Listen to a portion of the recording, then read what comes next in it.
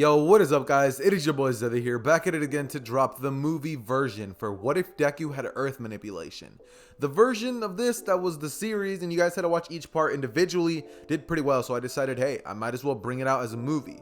That being said, this is going to be quite a thrill of a ride and it's going to be a very OP Deku, so if you guys like OP Dekus, this is going to be the series for you. That being said though, I don't want to waste your guys' time too much, so we're just going to go ahead and get started.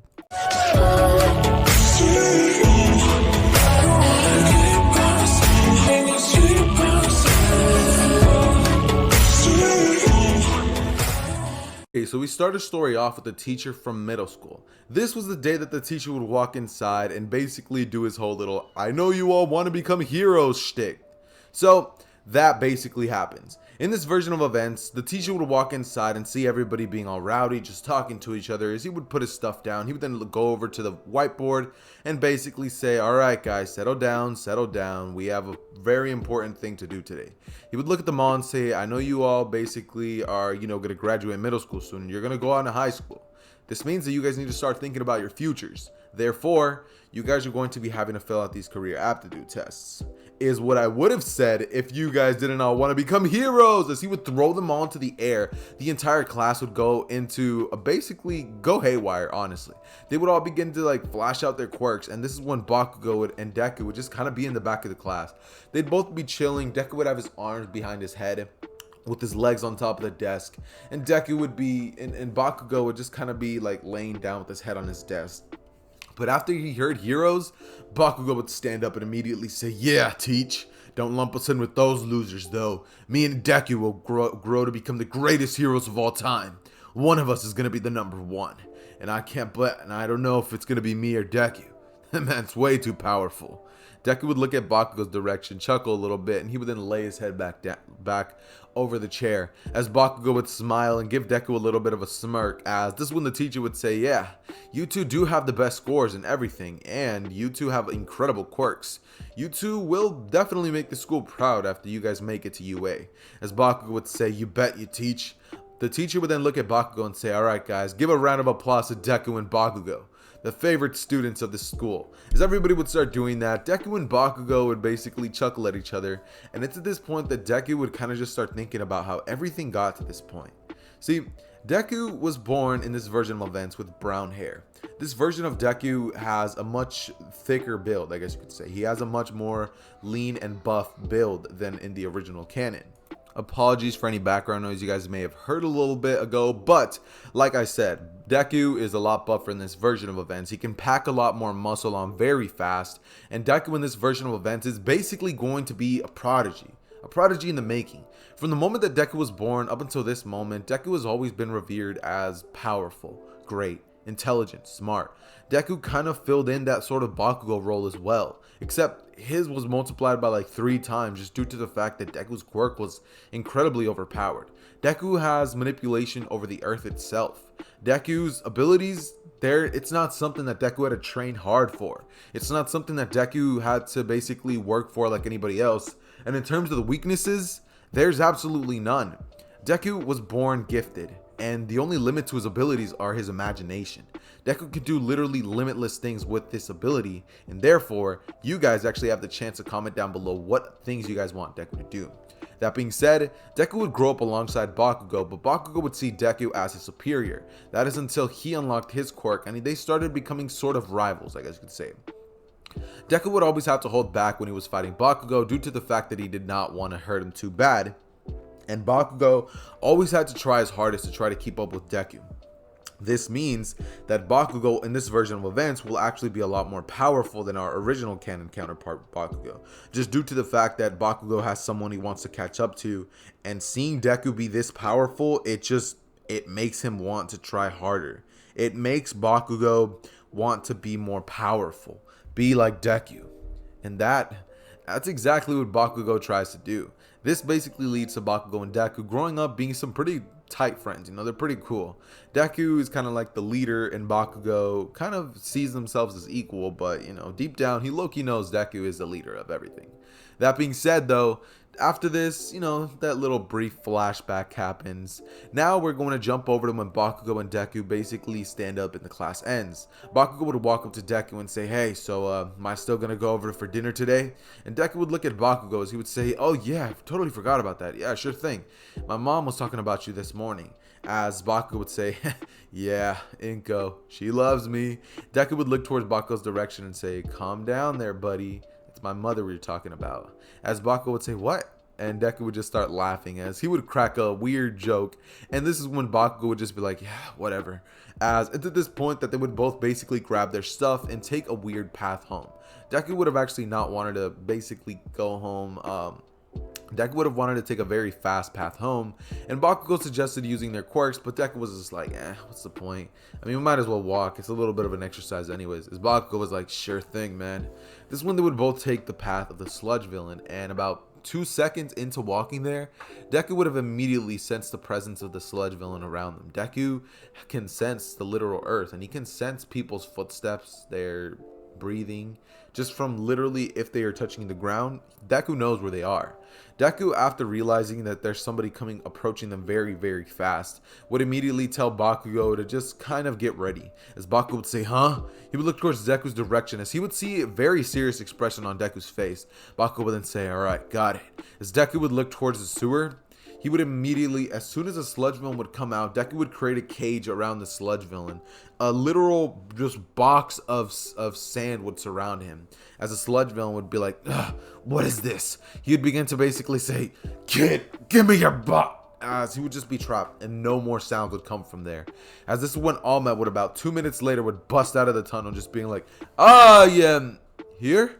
This is when he would see two kids standing there. He would see Bakugo and Deku. This is when Bakugo would, as All Might basically busted out, Bakugo would have thrown an explosion straight at the orb that Deku had created to basically to destroy the little dome. And that would basically lead to the sludge villain getting out. Deku would immediately facepalm, but Bakugo would say it's no sweat, as he would charge up one of his most powerful explosions with one hand. He had the force of a literal howitzer impact from like season 4 manga. So he blasted that thing and the sludge villain went all over the place. It went in pieces. This is when All Might would walk over to Bakugo and put his hand on his shoulders. He would say, young man, what is that quirk of yours? Bakugo would look over at All Might and he would say, it's All Might. As he would then say, my quirk is an explosion type. I can create explosion from my nitroglycerin sweat. He would then look towards All Might as All Might would say, very powerful quirk, young man. He would then look towards Deku's direction as Deku would say that, he was just kind of there. He didn't really do anything.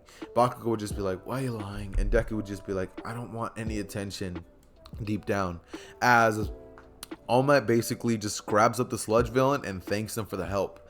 This is basically when they would end up going to Deku's house, and this is when they would basically go over and have some dinner at Deku's house.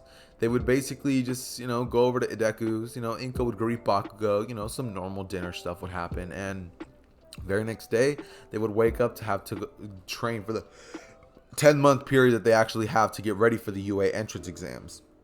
This basically leads to Deku and Bakugo essentially having more so training for Bakugo than Deku. As I already stated, Deku's quirk doesn't work in the sense that he has to work for it. Deku was born. It was his off-rip. He was literally born with a silver spoon in his mouth. It's literally what this is. And immediately, he kind of just starts helping Bakugo with his training. He helps him with hand-to-hand combat. He helps him with mastering his quirk even more.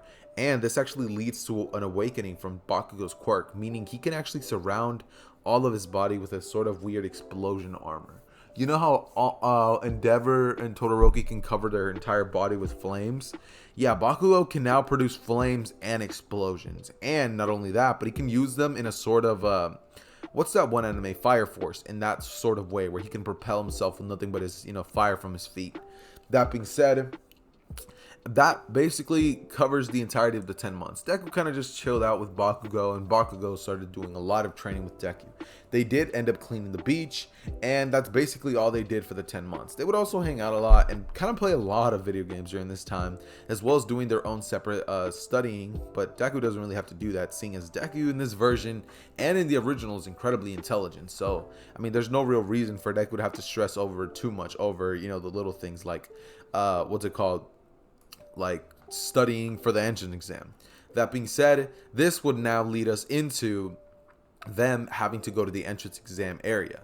They would both basically get picked up by Inko, as technically not picked up since Deku lives there, but Deku would get in the car, Inko would go to Bakugo's, and she would drop them off, just basically being like, good luck boys, as Deku and Bakugo would wave behind them. Inko would smile as she would say that those two kids are incredible.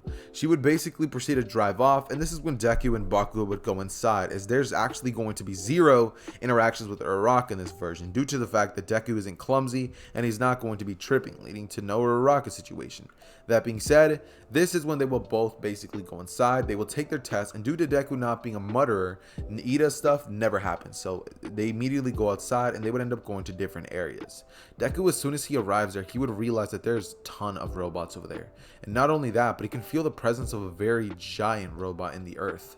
Deku would immediately just realize what he's going to have to do immediately as soon as they call out that 0 pointer, and Deku would put on his earbuds as he would begin to walk over to the front. This is when a blue-haired boy would walk up to Deku as he would put his hand over his shoulder. Deku would take off one of his earbuds as he would say, yeah, as a kid would say, I will not allow you to go over there and talk to that girl.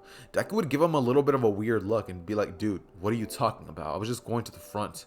Ida would say, oh, my apologies then, forgive me. As Deku would just say, yeah, you're good, man, just please don't touch me. As Ida would let go of Deku, Deku would then basically put his earbud back in, and he would then go over to the front of the line. This is when immediately they would hear Present Mike over the stadium, and Deku, from the vibrations in the ground, can immediately tell that this test is already started. He felt that the robots were just activated, and Deku would immediately pick up one of the rocks as he would jump on top of it, and the earth that he was standing on would start levitating. Deku would then basically start flying through the entire area in a sort of Terra fashion. I don't know if many of you guys have seen the Teen Titans, but if you guys remember Terra, Beast Boy's little love interest, then you guys know exactly what I mean. Deku would start floating on top of that rock, and he would just start destroying robots left and right. The massacre that was going down would be unimaginable. Deku would literally start crushing them with sand, mud, like he would literally just have some of them get buried 10 feet underground to the point where they're not able to even get out, and that basically technically counts as a knockout for the robots. Deku would end up averaging a total of 1,000 robot points. Deku would have literally just abolished all of the robots that were in his area, and of course, its point, he didn't actually take out 1,000 robots, but he took down more than enough robots to give him 1,000 points, which is, something that most of you guys realize, but just in case some of you guys needed that clarification, there it is. That being said, this basically leads to Deku basically destroying everything, and this is when the ground would finally begin to shake. Nezu and all of the other staff members would basically be in their little areas, their podium thing, as they would be talking about this student and how great his quirk is. This is when Nezu would say that they need to put him to the test a little more, and he would let out the 0 pointer, to which Deku would immediately notice. As soon as the 0 pointer starts coming out from the ground, Deku would immediately crush him under the force of 10,000 pounds, 100,000 pounds, as the 0 pointer would literally get crushed into the size of a Snickers bar. This is when Deku would go over to it, pick it up, and he would just flash over to one of the cameras as he would say, is this what you wanted me to do? As Nezu, his eyes would be wide, and the rest of the teachers would just be like, this kid is incredible. A bunch of them would be like, yeah, we definitely need this kid in our school. If he becomes a villain, we're done for. I don't even think All Might could handle this. And the Mud guy, Mr. Mud, would basically take a pretty big liking to him. Cementos, yes, Cementos would have ended up taking a pretty big liking to Deku. That being said, this is when Deku would end up basically just walking out of there, as everybody who was standing there, nobody ended up actually getting any points. Everybody was standing there just kind of dumbstruck. They were all just like, what just happened? And Deku would just walk over there. He would basically just throw his gum in the trash bag. As you guys can see, Deku has a little piece of gum in the thumbnail, and yup, he likes to chew a lot of gum. So Deku basically threw it in the trash can, and he would then go over to wait by Bakugo's area, since he actually walked him over there before he went to his. Deku would wait for Bakugo to come out, and Bakugo would do, pretty great as well. He would get about 300 points. Actually, no, 400 points. Deku would ask him how well he did, and Bakugo would say that he did pretty well. He wouldn't be surprised if he even destroyed Deku's score. Deku would chuckle under his breath, and this is when he would say, "Alright, Bakugo, let's go." As they would both end up going home, this is when we're just going to fast forward to the day that they get their acceptance letters. They would both, of course, get accepted, with Deku being told that he got like 1,000 points, 0 rescue points, due to the fact that he doesn't end up rescuing Uraraka because she didn't need saving. And everybody else who was in the section of Deku had to take their entrance exam the very next day, after they had to have more robots made. So that was definitely something Deku did. That being said, this is basically going to lead us to their first day at UA. Deku and Bakugo would both be getting ready, and they would end up walking over to class. As Bakugo would look towards Deku, he would ask him what his score was on the entrance exam thing. Deku would look at Bakugo as he would say that he got 1,000 points. Bakugo would just be dumbstruck as he's like, "Dude, 1,000? How overboard did you go?" Deku would say that he didn't even go that hard in the first place. It's not like he used all of his power. Bakugo would stare at Deku as he's just like, "Yeah, right." As Deku was just like, "I'm serious." And Bakugo would just be dumbstruck like, yeah, I guess I gotta train a little harder." Deku and he would basically look at each other, and Bakugo would start laughing, as it's at this point that they would both finally make it to the door of UA, to which Bakugo would crack a joke talking about how big the door is. Are they trying to overcompensate for something? Deku would then look at him as he would say, "Dude, there's people with mutant quirks. It's probably for other people." And Bakugo would be like, "Just dude, you did not have to ruin my joke." Deku would look at him and he would just start smiling as Bakugo and Deku would enter the classroom. This is when they would both just kind of go over to the back, and they would both nonchalantly just sit in the back and lift their legs on top of the desk and lay their heads back down, as this is kind of their little shtick, I guess you could say. It's at this point that a blue-haired boy would walk up to both of them, and he would start karate chopping the air, as he would say that he knew that Deku was a problem child. He would say, "How dare you disrespect UA property? Many students, many heroes sat on these very desks." He would just start making it a big deal, and Deku would immediately just wave his hand as he would close it in a ball of fist. Ida's mouth would immediately shut, as Deku would have had a little bit of dust particles that were in the air literally just clamp Ida's mouth shut, as Ida would not be able to say another word. This is when Deku would then basically look at Ida, as he would give him a little bit of a stare that tells Ida, yeah, he has to go. Ida would immediately get the message, and he would turn around. As Deku would open his hand, Ida would finally be able to open his mouth. As he would turn towards Deku's direction, Bakugo would then blast an explosion from his hand as he would say, "Got something to say, Four Eyes?" And Deku would then just start chuckling in his breath, as this is when everybody in the rest of the class would walk inside. Uraraka would immediately go over to Deku, where she would say, "Hey, you're the kid who took out 1,000 robots, right?" As everybody in the class would turn towards Deku's direction, they would be like, 1,000? You mean to tell me this kid took down 1,000 robots?" Everybody would look towards Deku's direction, as Deku would just say, "Yeah, he did, but it's really not that big of a deal." This is when Uraraka would walk up to Deku and be like, "It's a very big deal. It's amazing. How were you able to do that?" Deku would then basically just shrug his shoulders, and he would just be like, "I don't know." And this is when Aizawa would be like, "Settle down, everybody. It took you guys 8 seconds to be quiet. Put these on and meet me outside." He'd throw the costume at Uraraka, and she would be like, "What about orientation?" To which Aizawa would just be like, "Yeah, we don't have time for that. Put those on and meet me outside." This is when everybody would do so, and they would all go outside, to which they would see Aizawa standing there. Immediately, Aizawa would look at Deku's direction as he would throw a ball at Deku, and Deku would then catch it as he would say, "So what's this for? What am I going to do with this?" Aizawa would then look at Deku as he would say that he is going to need to basically throw that ball as far as he can. He needs to stay within the circle, but as long as he does, he can basically do whatever he wants with his quirk. This is when Deku would say that that's it, and Aizawa would say that, yeah, pretty much. Deku would immediately create a giant earth golem, like massive one at that, and the golem would grab the ball and flick it into orbit, as this is when everybody would just like be dumbstruck, and Aizawa's scarf would literally drag down as his mouth would fall down, like his jaw would drop, and everybody would just be like, "This kid's a monster." Bakugo would just be thinking that he never knew he can do that. And Deku would then look towards Bakugo's direction. As he would wink at him, Bakugo would grit his teeth a little bit. And he would say, ugh, Deku always getting stronger. This is when Deku would basically look towards Bakugo as he would say, next! And the rest of the exams would basically go on. Deku would clear the 50-meter dash, the long jump, the side-to-side, the push-ups, the sit-ups, and he would do great in each and every single one of the aspects of the tests. That being said, this basically leads to the end of the class where everybody kind of swarms Deku, and they're all just like, dude, what is your quirk, dude? What is your drawback? Deku would look at them as he would say, what do you mean drawback? They'd say, yeah, like, what's the downside to using such a powerful quirk? Deku would look at them as he would say, there's no downside. And they would all just kind of be like, no downside? Wait, so we have to have all these horrible downsides and you get nothing? Deku would look at them as he would be like, pretty much. And they would all just be like, yeah, this is not fair. This one Uraraka would say, exactly, it's not fair that you guys have to get 300 likes if you guys want the next part. As Bakugo would say, what, 300 likes? That's child's play. But if you guys hit that like goal, we're definitely going to be dropping part 2 for this. Okay, so we pick off our story right where I had left off. They basically all are just like, dude, that's unfair. And Deku would basically look at them as he's like, yeah, but you know, what are you gonna do about it? As Deku and Bakugo just kind of grab their things and they end up going over to Deku's house. This is when they would have a little bit of some good old-fashioned dinner with Inko. She would whip up some of that good old cooking and Deku and Bakugo would enjoy that feast.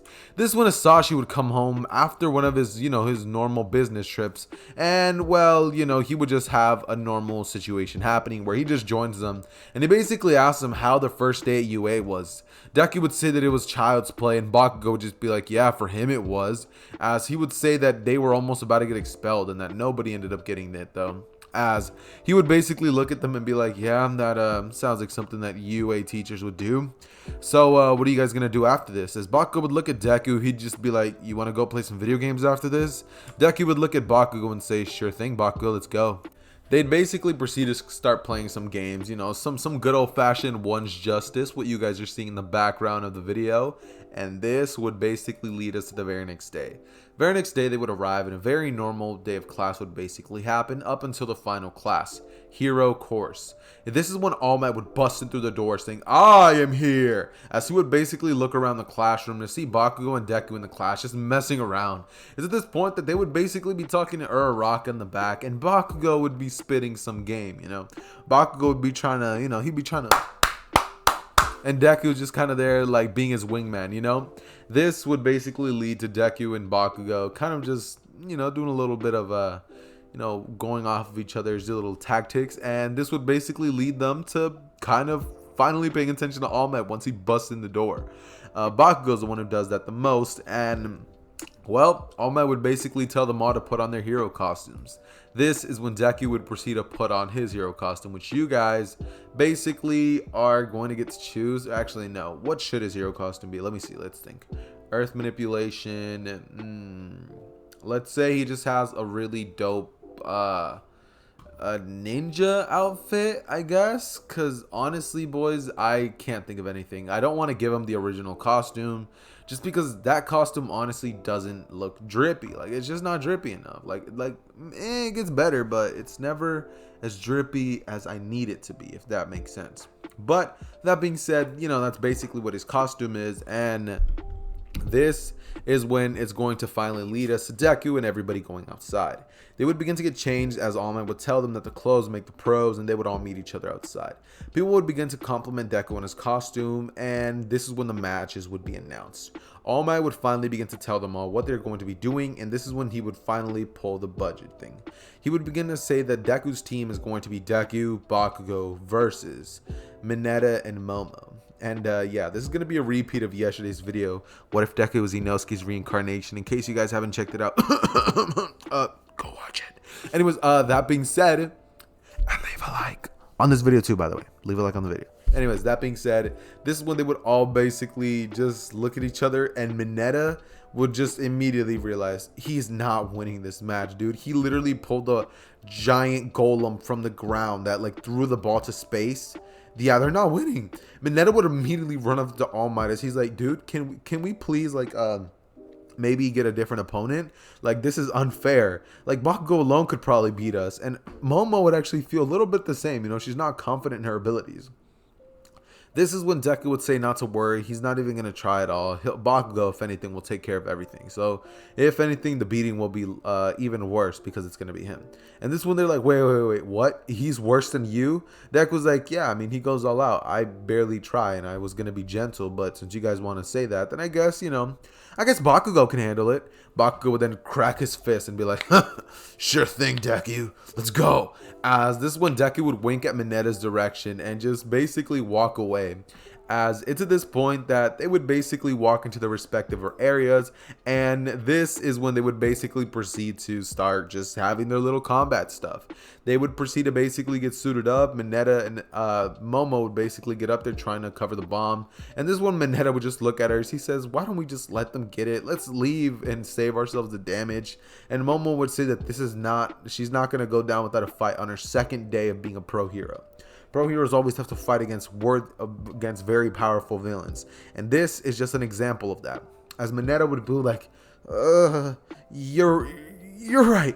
As he basically gets into a fighting position and he starts throwing balls like crazy at the door, saying that it should hold them off. As this one immediately, Bakugo and Deku would have finally made it to the door. Bakugo would say, door stuck. As Deku would just be like, you want me to handle it? As Bakugo's like, no. He would just blast at the doorknob and it would fling open. As this one, Minetta would go, ah! And Momo would just whip out her staff as she'd get ready to fight. But this is when Deku would literally wave his hand and the ground would literally capture them both from nothing but cement.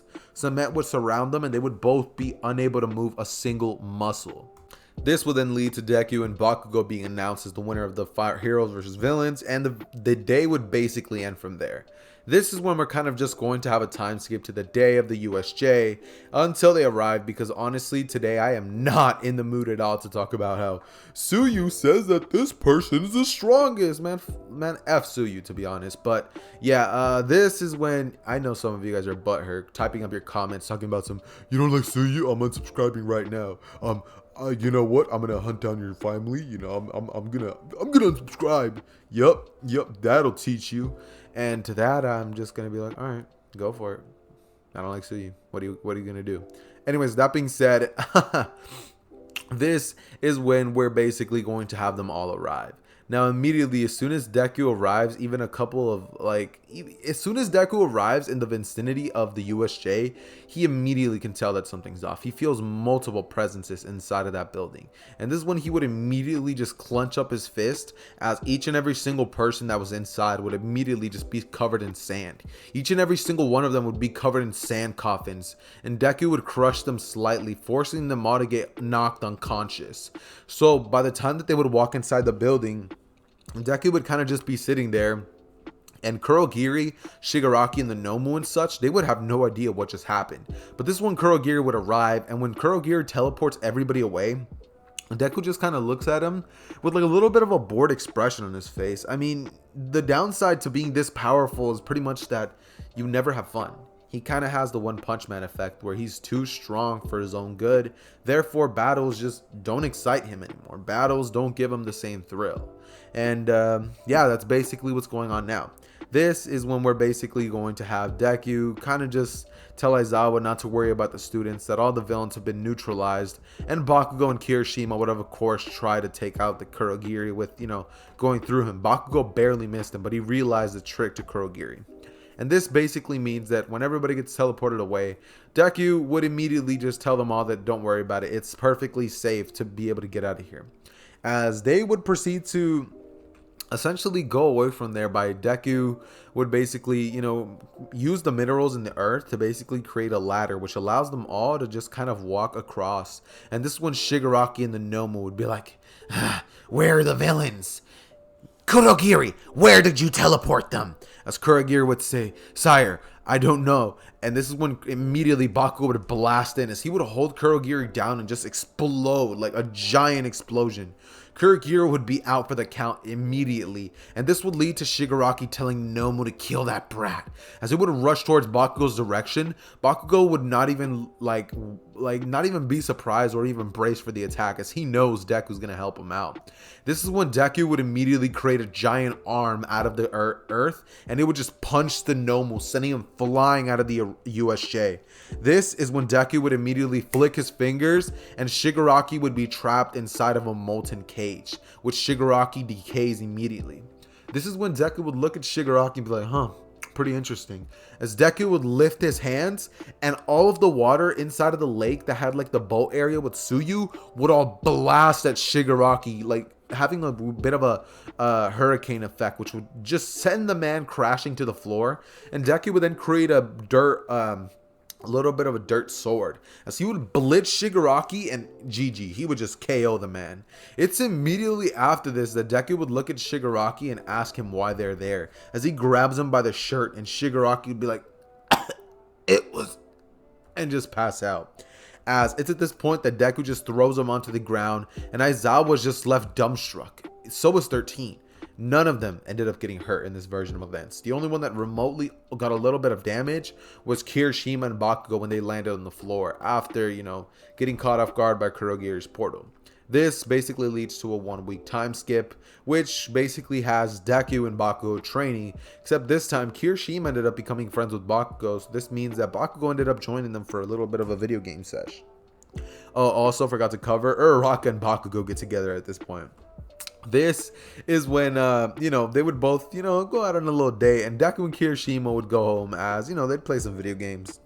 And, the situation with Class 1B and General Studies would still happen. Bakugo would still, of course, call them all extras, with Deku saying that he's a little bit of a hothead, don't mind him. And they would walk off. This is when I'm just going to time skip to the USJ, and this would basically lead us to midnight telling Deku to give a speech. Deku would do it, and he would of course give a speech, but when he would walk up there, he would say that he hopes that everybody does great, but even still, he's going to be the winner. This is something that many of you guys probably didn't expect, but this is exactly what Deku would do. And this would actually lead Deku to basically get hated by a bunch of the opponents, but this wouldn't really matter to Deku, seeing as they're not gonna touch him.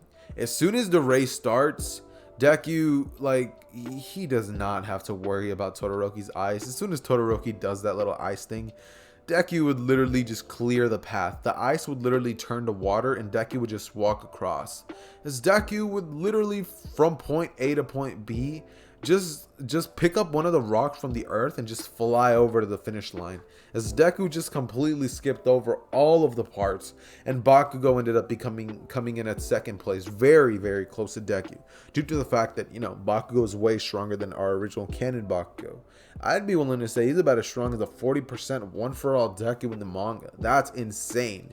And he's still no match for Deku, so that just comes to show how powerful this version of Deku is. Controlling the earth is no joke. This isn't earth bending.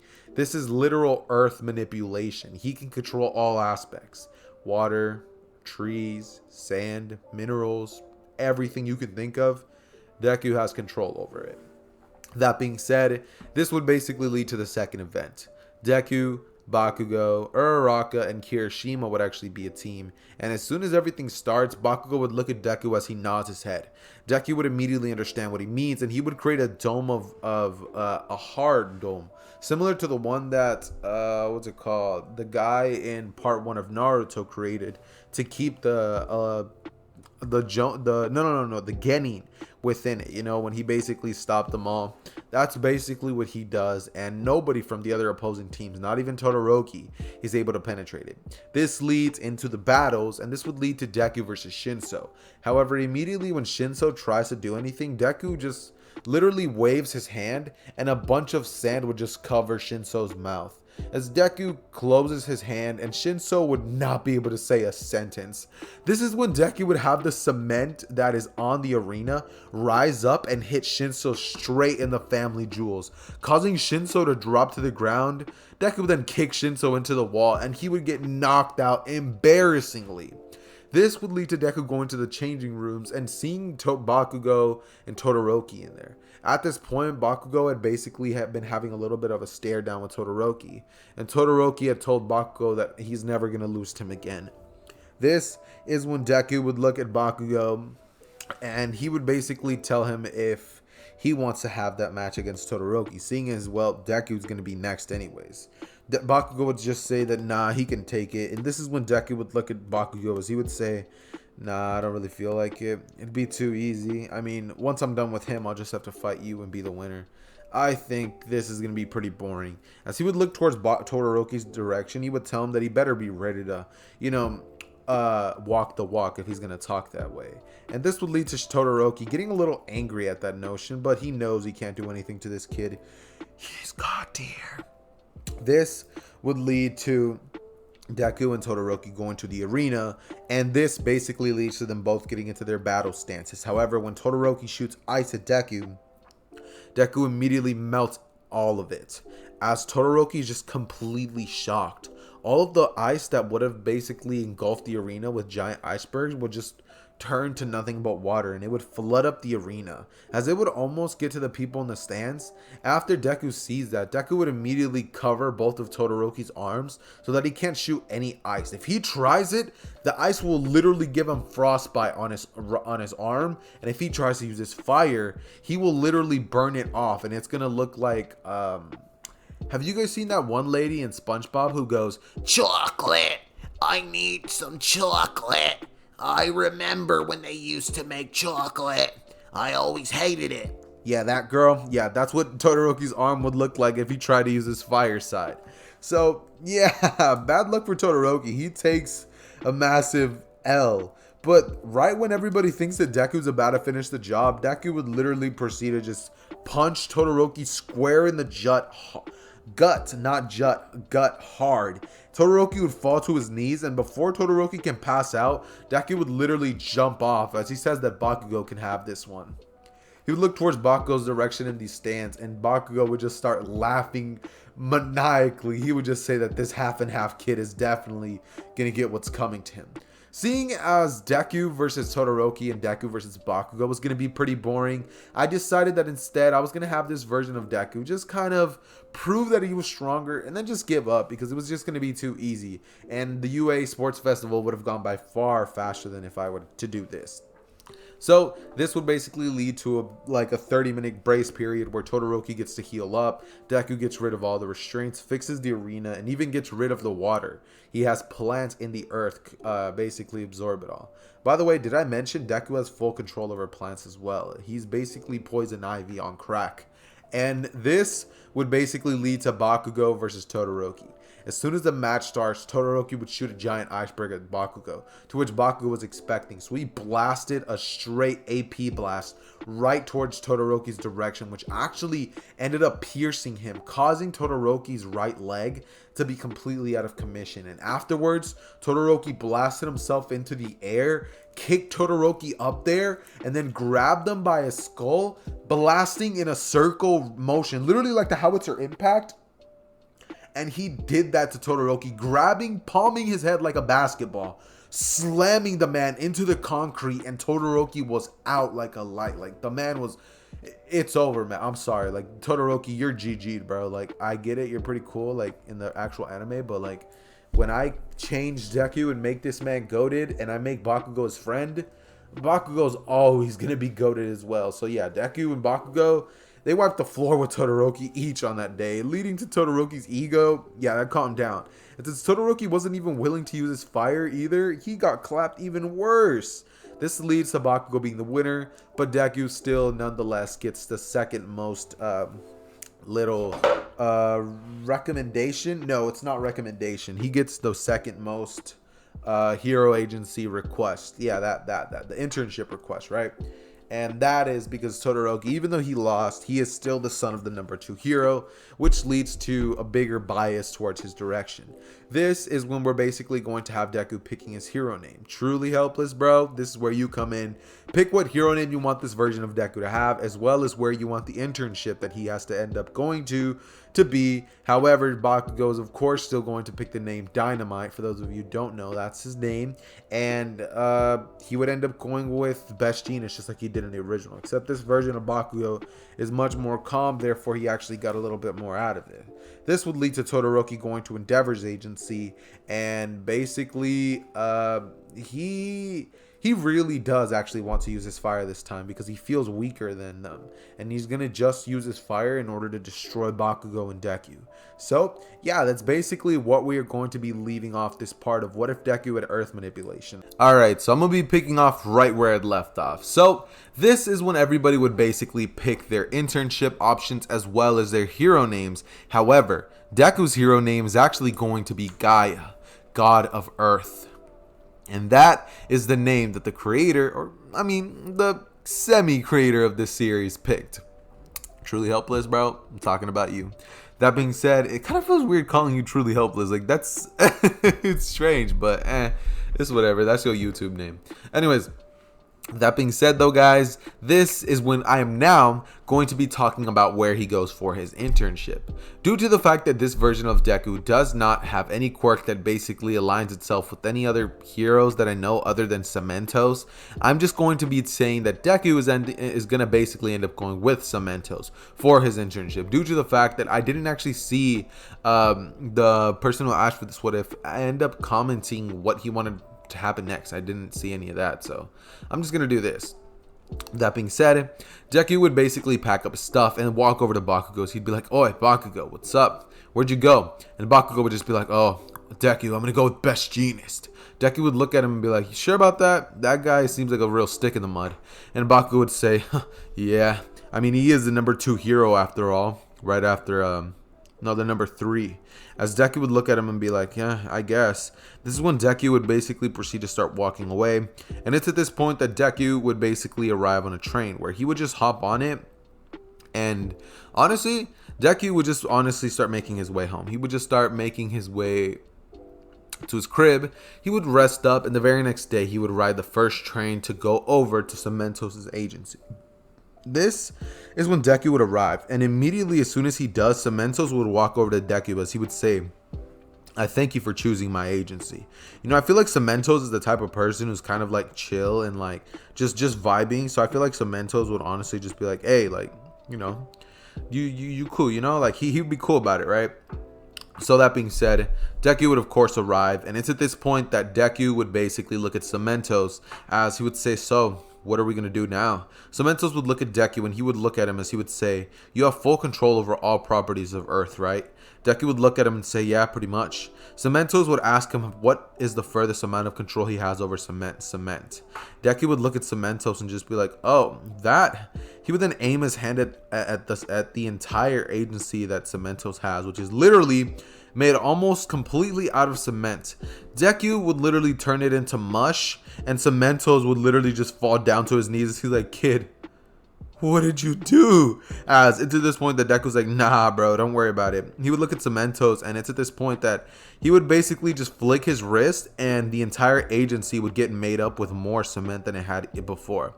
It would have more of a modern look to it, and more of a stable yet firm look. That being said, Cementos would look at Deku and just be like, "Kid, not even I could do that. You're incredible." He'd basically point his fingers up at Deku, just giving him a thumbs up, and Deku would be like, "Alright, so, I mean, clearly I'm probably not going to be learning anything in terms of fighting. So, if anything, can you maybe teach me how to run an agency? Maybe the basics of patrolling, maybe how to become a proper pro hero." This is when Cementos would look at him and say, "Ah, very eager to learn. Alright, I like it." He would look at Deku and just be like, "Alright, so as for, you know, all this stuff," and I'm not even going to cover that because that honestly just seems so boring. So Cementos would basically explain to Deku all the basics that come with being a pro hero and how to basically go on patrols, how to, you know, just talk to the people, how to run an agency, and how to manage your time. That being said, Deku would learn a lot of the basics when it comes to being a pro hero, and Bakugo would have ended up having the same similar scenario happen in canon. Bakugo's still a little bit of a hothead, however, he is more calm and collected, so he actually ends up learning stuff with Best Jeanist instead of just wasting his entire time. That being said, Bakugo does end up coming back stronger than ever, and Deku as well just comes back the same, relatively the same I guess. He got a little tiny better with cement, due to the fact that he never really touched around with it. And Deku even got a little bit of control, even more control over his plants. Deku never really used that as much, but you know, I guess it's a little some to add. That being said, this is when Deku would be like, alright, I don't want to take a train. That's going to take way too long to get home. And his back was hurting at this point. I mean, he had to carry this what if community all by himself. Anyways, that being said, Deku would basically proceed to, well, essentially create an earth golem, and he would stand on top of the hand as he would just flick his fingers, and I said flick when I really meant snap his fingers, and the earth golem would literally throw him all the way over to the city that Deku lives in. Deku would arrive, and he would immediately just be like, all right, that's perfect. As the very hand of the golem would have actually flown off with Deku, and Deku would have just controlled the boulder mid-air. So Deku would literally end up flying home.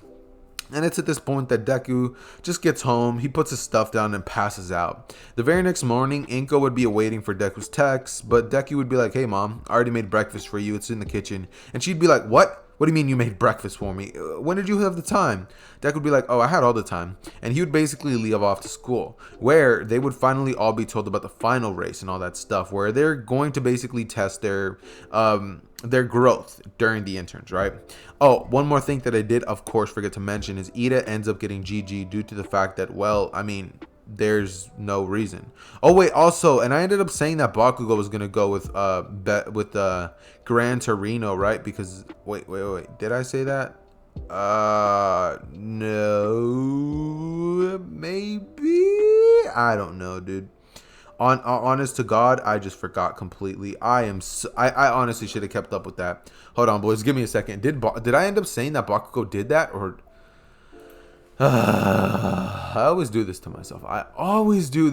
I'm telling you, bro. I legit never remember anything. Let's see. They're gonna Bakugo train for the 10 months. Imagination. Oh yeah, Bakugo never ends up getting one for all. Okay, that's good. I forgot to pause the video. Okay, I'm just gonna leave that in there. I don't feel like editing that out. You guys heard raw Xehther. Anyways, that being said, this is when Deku would basically arrive and everybody would just have their little race event. After that, about 2 days would pass by, and this is when Aizawa would finally begin to tell the kids about how they have finals, and they are going to be having 1 week off of school, so they better make the most out of it. They would of course all do what they had mostly done in canon. However, Deku, Bakugo, Kirishima, and Uraraka would all end up actually going off to their own little group study session, and Deku would honestly not really have too much going on at this current moment. That being said, I completely forgot whether I did or didn't give Deku a ship in this version of events, so I'm kind of just going to gloss over that, and if I did, I do apologize, because the last 2 parts I did without scripting whatsoever, so a lot of the things that happened in the last part I honestly am just completely clueless about. However, I know a couple of things, you know, like, give your boy a break. It's been a couple of days since I've done this. But anyways, that being said, this is when Deku would basically proceed to just kind of do really nothing when it comes to training and studying. I mean, Deku's already as far as he's ever going to get with his earth manipulation, and with everything else, Deku's goated, bro. He has no need for any of this training whatsoever, like, at all. There's none. The zero. Anyways, that being said though, this is when they are now finally going to go to UA for the day of the finals. Deku would of course ace the exam due to the fact that Deku is incredibly intelligent in this version of events. Everybody else would do as they did in canon, except for Bakugo, who would end up getting a couple more points than he got in the original. Bakugo, Kirishima, and Uraraka would end up passing. I don't know if any of them failed, but if they did, they ended up passing in this version. And that being said, this is when we are now going to be covering the fights. Now, in this version, it is of course still going to be Bakugo and Deku versus All Might. So as soon as the match is basically announced, All Might would just be like, alright, let's see how strong this kid truly is. It's at this point that All Might would rush at Deku and just be like, alright kid, I'm going to use 50% of my power.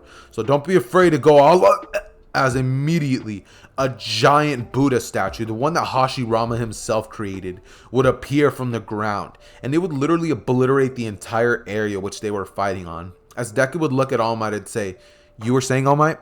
All Might would look at the giant Buddha statue with 1,000 arms, and Deku would then ask All Might one simple question. He either lets them go through, or All Might is going to be picking up the pieces of his body for the next week. All Might would look at that statue and just be like, yeah, bro, you can pass. Like, don't even trip. Like, you can pass. Like, I'm telling you right now, simple piece. Yep, me, you're passing. Like, I'm not fighting that.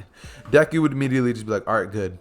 And it's at this point that Deku would legit just take the like the wood would all disperse itself and create brand new trees, brand new life.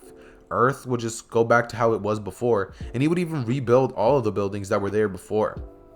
Remember, he has mineral manipulation as well. So cables, electricity, all that stuff. Yeah, he even upgrades that stuff to be very frank with you guys. And he even has metal manipulation, so he can build robots too. Not only earth golems, but I'm focusing on the earth aspect due to, it is called earth manipulation. So I guess most of you guys are probably expecting that. That being said, this is when he would pass and they would all be informed of the forest training arc. To which... this is when things are finally going to start changing ever so slightly. Or is it slightly or is it a lot? Let me think about it. Hold on, let me pause the video.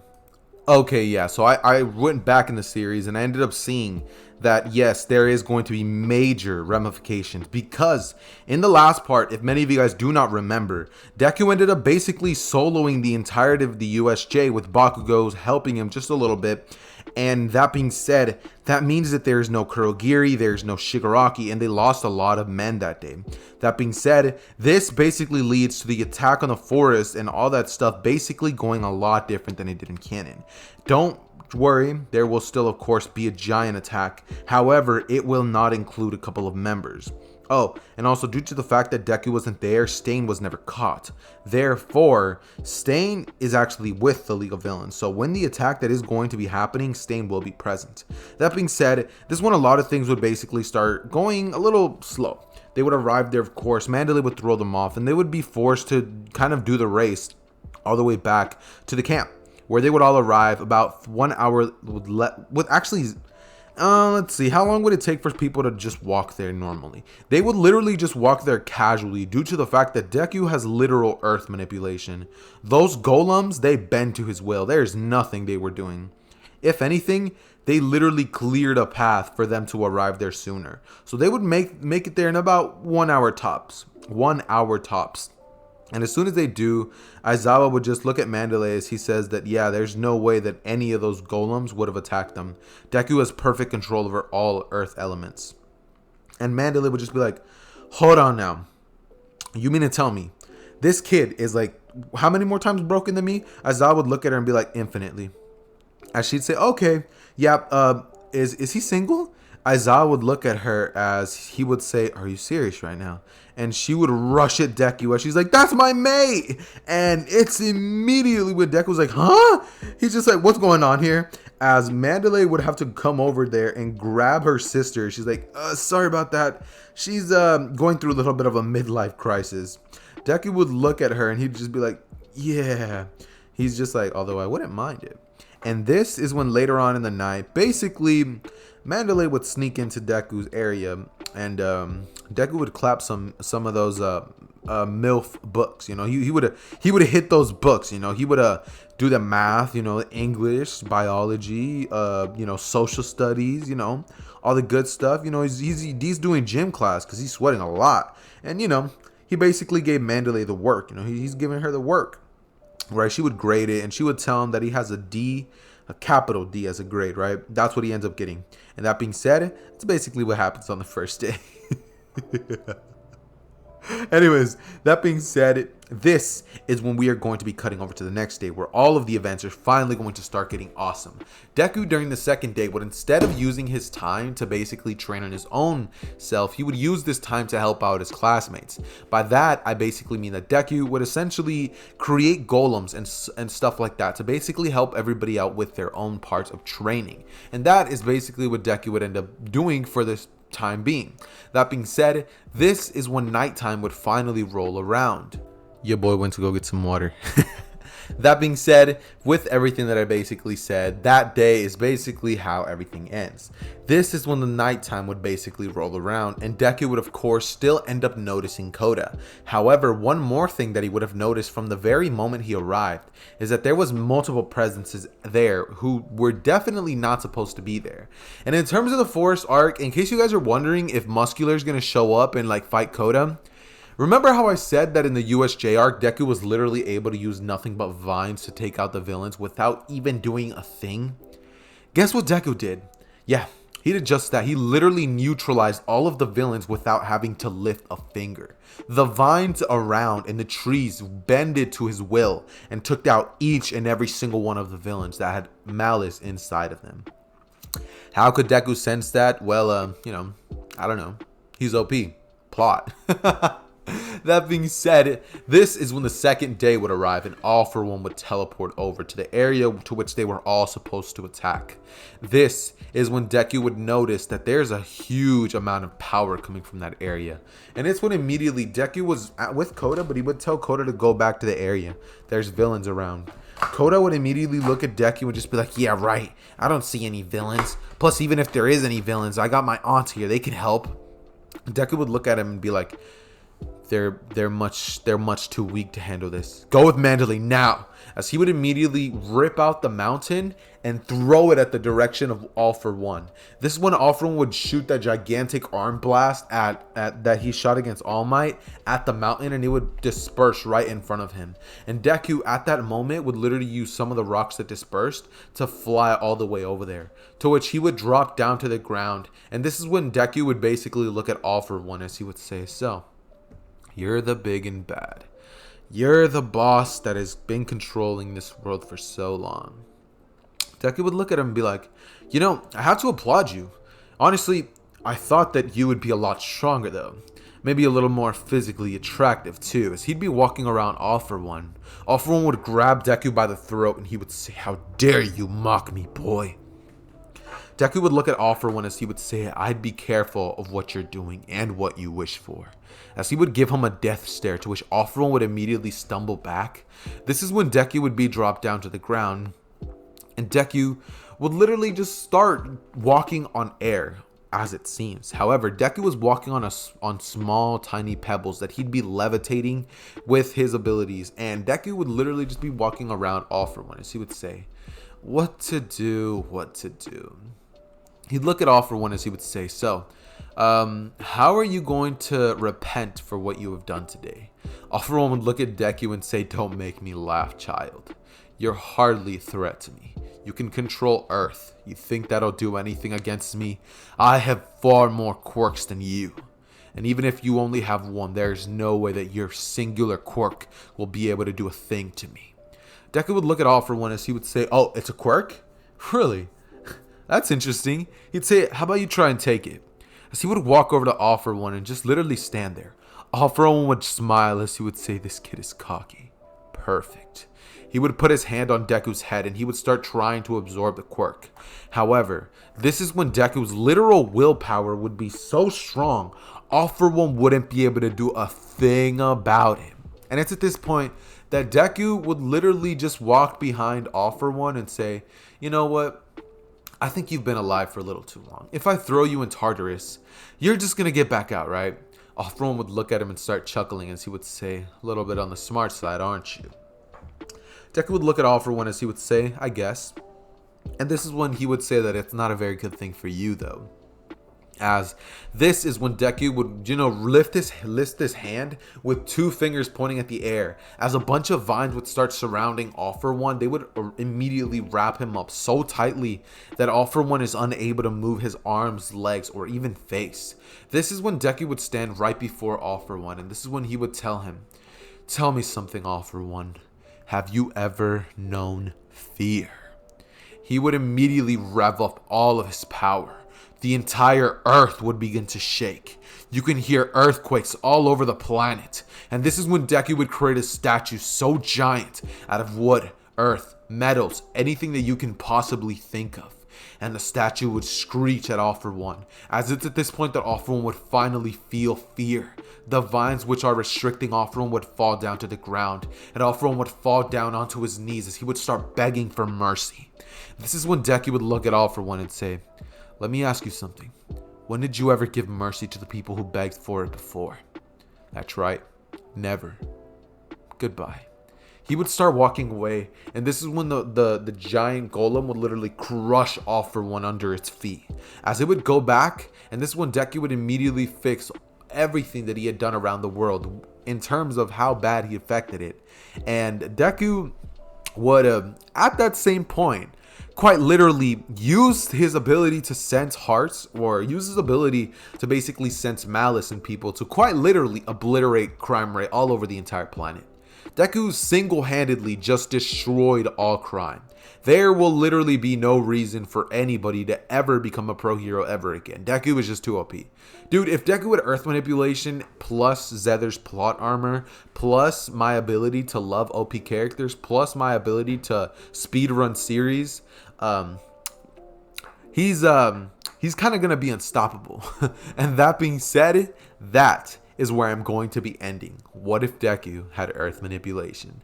Thank you to everybody who's been watching the series. I hope that it was actually a little bit of an ending that you guys found worth it. I know I never ended up covering the rest of the other villains, but overhaul, dude, one of Deku's like literal, the one that Hashirama had, the wood golem, the small one, that could have defeated Overhaul. And in terms of the Liberation Army and all of those other villains, they would have gotten just completely stomped. There was absolutely nothing any other villain in the series was going to do to Deku. So yeah, I feel like this is a pretty good spot to leave off. What if Deku had Earth Manipulation? If you guys enjoyed the series and want this series to be put into a movie, comment down below, please. And also comment down below your attendance. That being said, you guys know the drill. I love each and every single one of you guys. Check out the links in the description. It has been your boy Xehther. Bye.